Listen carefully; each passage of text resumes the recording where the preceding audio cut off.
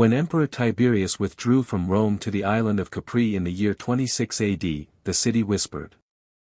The Senate muttered behind marble columns, the common people joked in the taverns, and the historians sharpened their pens.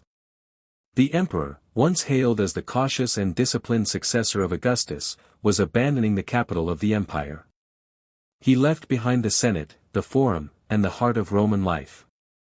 Instead, he chose the rocky cliffs of Capri, an island surrounded by blue waters, steep cliffs, and secrets waiting to be written in the shadows of history. Tiberius was no ordinary ruler. He had lived in the shadow of Augustus, carrying the heavy burden of an empire that stretched from the sands of Egypt to the forests of Germania. He had seen conspiracies, betrayals, and blood spill in the palace. By the time he reached old age, his face was carved by wrinkles of suspicion, his mind clouded by paranoia. The city of Rome, filled with senators eager for power and citizens who despised his stern rule, became unbearable.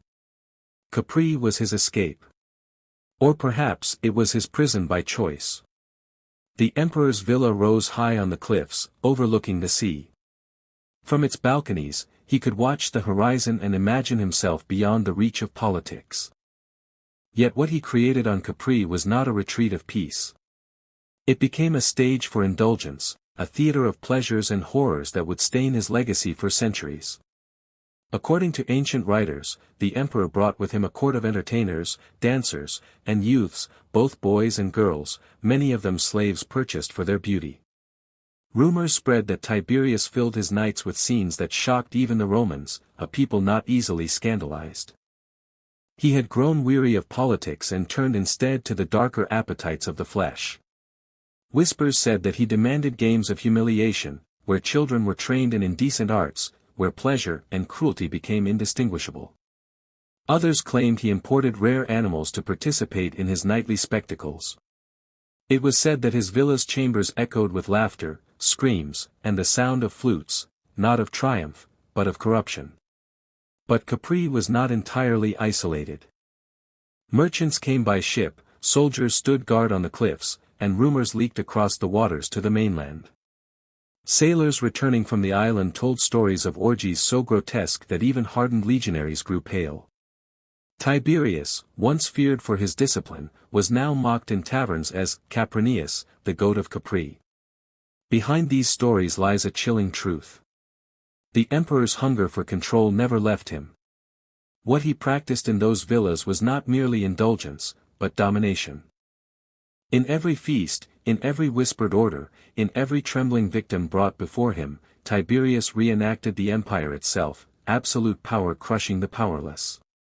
Capri became a miniature Rome, stripped of laws, morality, and mercy. And so part 1 closes with a vision, an old emperor staring from his marble balcony at the endless sea.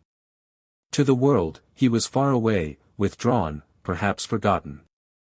But in the chambers behind him, shadows writhed in silence, and the empire's darkest whispers were only beginning. When night fell on Capri, torches lit the marble halls of Tiberius's villa. Shadows stretched across frescoes that once depicted gods and heroes, now witnesses to acts the Romans would only whisper about. Behind closed doors, the emperor staged what later generations called the most depraved entertainments of the ancient world. Tiberius surrounded himself with a chosen circle, boys and girls, barely grown, trained to obey without question. They were brought to him like offerings, their beauty purchased in slave markets from Greece, Asia, and beyond. To the emperor, they were not people, but instruments for his amusement. Writers claimed he forced children to perform obscene acts as he watched, amused, detached, like a judge at the games. He called them his minnows, teaching them to swim between his legs in the baths, turning innocence into a spectacle of power. Even hardened courtiers looked away, but none dared to speak. To displease Tiberius was to vanish. The banquets were worse. On long tables of ivory and gold, he offered endless wine, roasted meats, and fruits brought from across the empire. But food was not the focus. Guests knew the true entertainment would begin when the emperor gave a signal. Musicians played soft flutes, dancers swayed, and then the games of humiliation began. Men and women, stripped of dignity, were forced into competitions of lust, where refusal was not an option. Some accounts say Tiberius introduced animals into his spectacles, goats, donkeys, creatures turned into props for his twisted cravings. Others insisted he invented tortures disguised as pleasures, binding his victims in ways that blurred the line between ecstasy and agony. The atmosphere was heavy with incense, sweat, and fear. Every laugh sounded forced, every cheer hiding the terror that at any moment the emperor's eyes could fall on you. To be chosen was both an honor and a curse. Some survived the night with jewels or gold, others with scars they carried forever. The stories that reached Rome painted Tiberius as a monster. Whether exaggerated or not, they carried one undeniable truth: Capri had become a kingdom of silence, where the emperor ruled with absolute control over flesh and fear. And so, in the torchlit chambers of Capri, the goat of the empire wrote his legacy, not in marble, not in law, but in the nightmares of those who served him. The sea around Capri carried more than ships. It carried whispers. Each sailor, each merchant who left the rocky island brought with him stories too dark to be spoken aloud in the forum, yet too irresistible to remain untold. By the time they reached Rome, the tales had spread like wildfire, feeding on the hunger of a city that thrived on scandal. Tiberius had been respected once as a soldier, a commander who marched with his men through mud and blood on the frontiers. But now, his name was coupled with images of unspeakable acts. The streets of Rome echoed with cruel jokes, children sang rhymes about the old goat of Capri, mocking the emperor in alleys and marketplaces. The Senate, though careful with its words, traded glances heavy with disgust. They knew that while they debated laws in marble halls, their ruler spent his nights among slaves, turning the empire's dignity into a farce. Some historians insisted the stories were exaggerated, spread by enemies who sought to stain his name. But the consistency of the rumors was chilling. Accounts of children forced into perverse games, of orgies where animals were paraded through torchlit rooms, of guests made to endure torments disguised as pleasure, they came from too many lips to be dismissed. The soldiers stationed on the island brought back their own testimonies. They spoke of cliffs where prisoners and victims were hurled into the sea for sport, their screams swallowed by the waves. They spoke of chambers decorated not with laurel crowns and triumphal frescoes, but with devices designed for humiliation. To serve on Capri was both privilege and curse. One received the emperor's coin, but at the price of witnessing horrors too great to forget. The people of Rome, restless and suspicious, began to fear what such a ruler might become. A man who had once upheld the empire's laws now mocked them in secret. If he could corrupt the young and innocent on an island villa, what was to stop him from corrupting the state itself? Meanwhile, Capri grew quieter, darker. Those who entered the emperor's circle rarely returned. Courtiers who had once followed him from the capital now disappeared into the shadows of his villa. Some were said to have drowned at sea, accidents that were never questioned. Others simply vanished, their names erased, their families silenced with bribes or threats. In Rome, senators whispered of succession. Who would rule after Tiberius? Could the empire survive a ruler who mocked every value it was built upon? The Praetorian Guard, sworn to protect the emperor, began to weigh their loyalty against their own survival.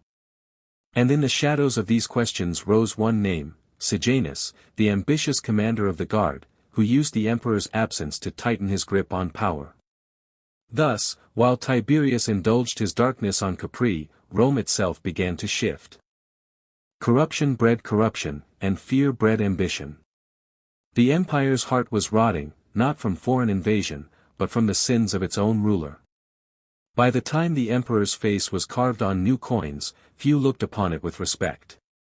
They saw only the shadow of a man who had traded glory for vice, who ruled not with honor but with desire. Capri, once a retreat of beauty, had become the empire's most shameful mirror.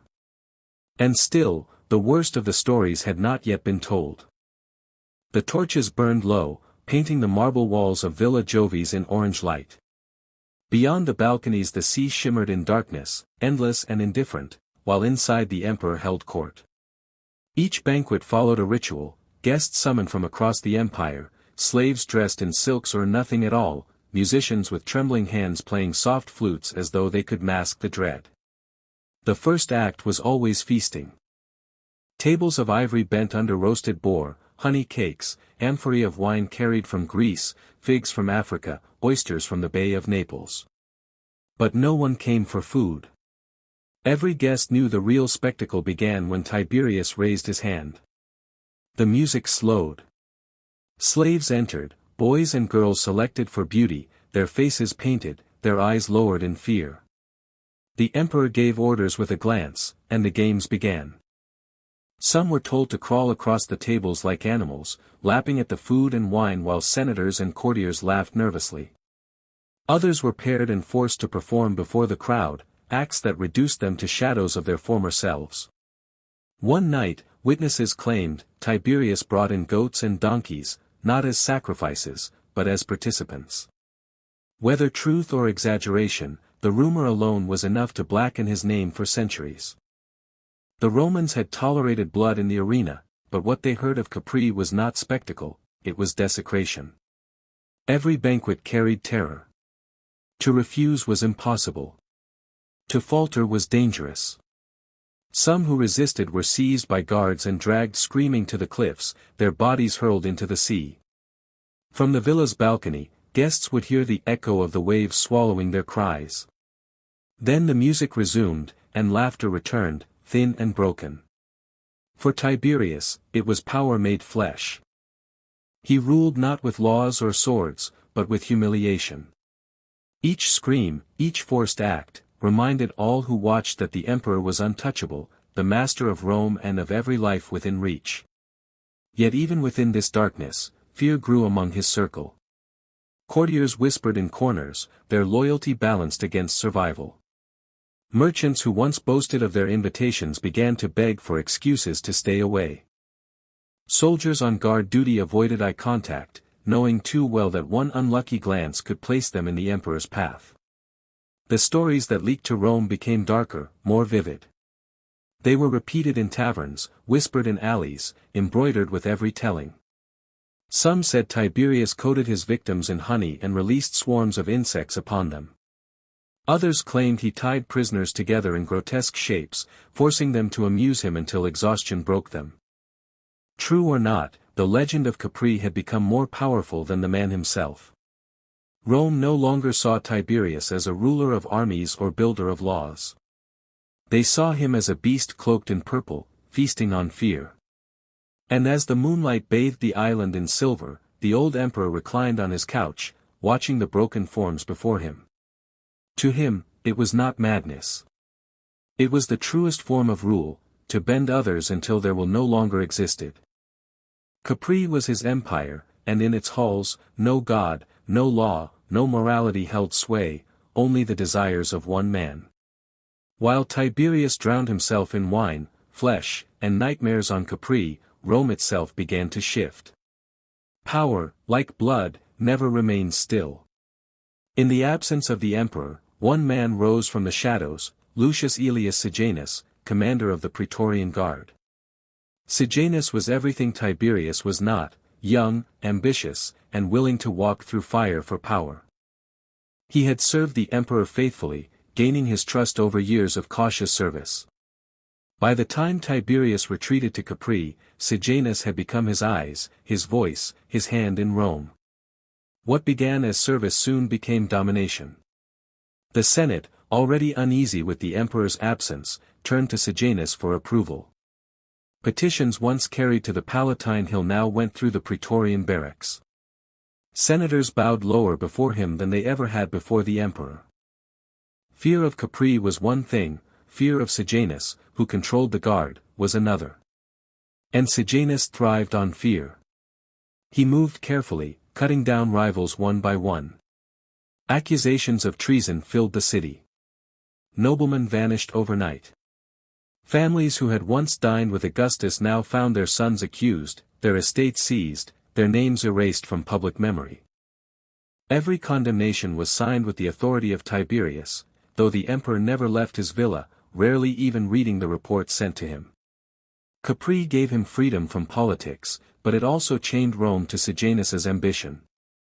The people began to believe there were two emperors, one of flesh on Capri, and one of iron in the capital. Rumors painted Sejanus as the true master of the empire, while Tiberius indulged in obscenity far from the eyes of the people. Yet Tiberius was not blind. From his cliffs he watched the horizon with suspicion. Letters reached him, whispering of Sejanus's growing influence, of senators speaking his name with reverence, of statues of the commander erected in the forum itself. The emperor, paranoid by nature, began to feel the sting of betrayal. Meanwhile, the tales of Capri grew darker. Sailors still carried stories of the emperor's debaucheries, and enemies of Sejanus used them as weapons. Rome is ruled by a monster and his shadow, they whispered. One corrupts the body, the other corrupts the state. But Sejanus believed he had time. The emperor was aging, his nights consumed by madness. Capri, in his eyes, was both cage and coffin. Soon, Tiberius would die, and Sejanus would stand as the new Augustus. What he did not see was that the emperor's paranoia had sharpened into something lethal. Tiberius may have abandoned Rome's marble halls, but he had not abandoned the art of survival. In the silence of Capri, behind walls tainted by vice, he began to plot. The autumn of 31 AD brought a sudden silence to Rome. Sejanus, once the unshakable master of the capital, was dead. The man who believed he could wear the purple without ever placing it on his shoulders had fallen in a single stroke. It began with whispers from Capri. Tiberius, in his villa high above the sea, finally acted. Letters were sent to the Senate, praising Sejanus, then condemning him in the next breath. Senators sat frozen as the emperor's orders unfolded in stages, trapping them in confusion and fear. By the time clarity came, Praetorian soldiers had seized their commander, dragging him through the streets. Sejanus was executed, his body torn apart by a mob that had once bowed before him. His statues were smashed, his allies hunted, his name cursed. Rome shuddered, realizing that even from a distance, even sunk in depravity, Tiberius remained a predator. Capri had not dulled his instincts, it had sharpened them into something merciless. But victory brought no peace. The emperor grew darker in his final years. He trusted no one, wrote endless lists of enemies, and signed countless death warrants. Senators trembled at his letters, each line potentially their doom. Families were broken, children executed alongside fathers, all under the seal of a man hundreds of miles away. Capri had become not just his refuge, but the empire's graveyard. The stories of his nights never ceased. They spread faster than his decrees, woven into the fabric of Roman life. In taverns, sailors still swore they had heard screams from the cliffs, victims thrown into the sea while the emperor laughed. Children sang rhymes mocking the goat of Capri. Philosophers debated whether such wickedness could exist or whether rumor itself had invented a monster. When Tiberius finally died in 37 AD, at the age of 77, Rome did not mourn. Some claimed he was smothered by his successor Caligula, others that illness took him. Whatever the truth, relief swept the empire like a fresh wind after a storm. But relief could not erase memory. His funeral was formal, his ashes placed with the emperors of old, yet behind every solemn word lingered the stench of Capri. For centuries, historians wrestled with the truth. Was Tiberius truly the monster the rumors painted, or was his reputation poisoned by enemies eager to destroy him? The facts may never be clear, but the legend remains. He abandoned Rome, surrendered to darkness, and ruled an island where innocence was broken, fear was law, and power meant domination of body and soul. Capri's cliffs still stand above the blue waters of the Tyrrhenian Sea, silent and immovable. Tourists walk the ruins of Villa Jovis, gazing at broken walls and crumbled arches. Yet in the silence, they say, you can almost hear the echoes, the laughter, the screams, the music of flutes masking cries for mercy. Tiberius may be dust, but the shadow he cast endures. His armies are gone, his laws forgotten, but the stories remain, of the emperor who turned paradise into a nightmare, who ruled an empire yet lost himself to the abyss. The goat of Capri still haunts history.